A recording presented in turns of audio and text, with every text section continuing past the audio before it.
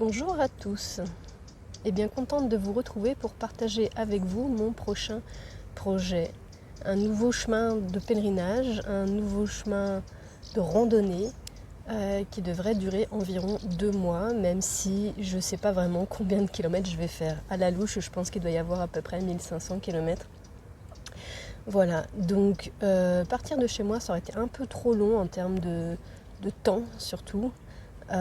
Donc j'ai choisi de m'avancer un peu et comme j'avais décidé de mettre ma première étape de mon parcours, ma première grosse étape de mon parcours à Rocamadour, et bien finalement j'ai choisi de commencer ce chemin à Bénévent-l'Abbaye, qui est donc le point de départ du chemin de Compostelle qui se nomme donc la voie de Rocamadour, une variante du chemin de Compostelle qui passe par Rocamadour. Donc je vais emprunter pour commencer donc la voie de Rocamadour qui doit faire à peu près 260 km. Et puis ensuite, donc, je me dirigerai vers Toulouse, et puis Foix, et puis les châteaux cathares, pour me rendre à Rennes-les-Bains, Rennes-le-Château, Bugarache.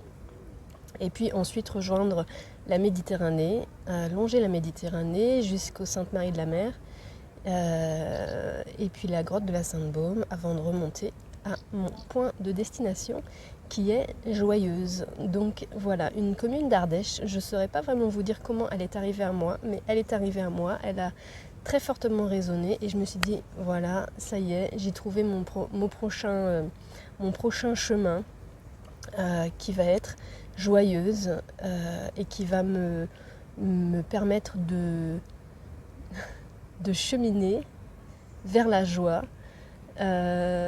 et de partager tout ça avec vous. Donc de partager mes réflexions autour de la joie. Donc qu'est-ce qui empêche la joie, qu'est-ce qui limite la joie, qu'est-ce qu'on pourrait faire pour mettre davantage de joie dans notre vie, dans notre quotidien, quelles sont les conséquences aussi que la joie peut avoir sur nous, sur notre vie de manière générale, peut-être aussi sur notre santé physique, émotionnelle, psychique.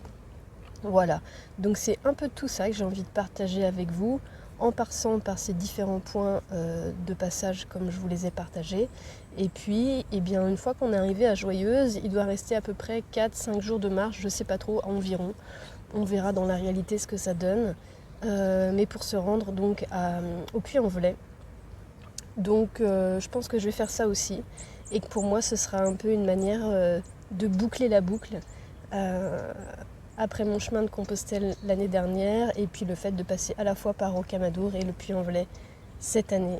Du coup, je vais aussi marcher sur des portions du chemin de Compostelle dans un sens, dans l'autre, on verra bien. Et puis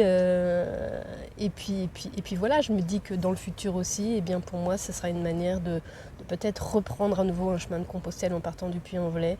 Pour le moment, tout est ouvert, tout reste open.